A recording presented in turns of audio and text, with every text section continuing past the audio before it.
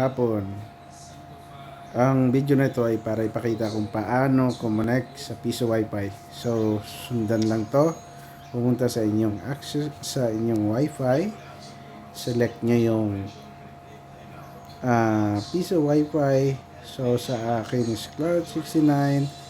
Dapat magre-redirect after connecting. So, pag hindi, kailangan yung mag-open ng Chrome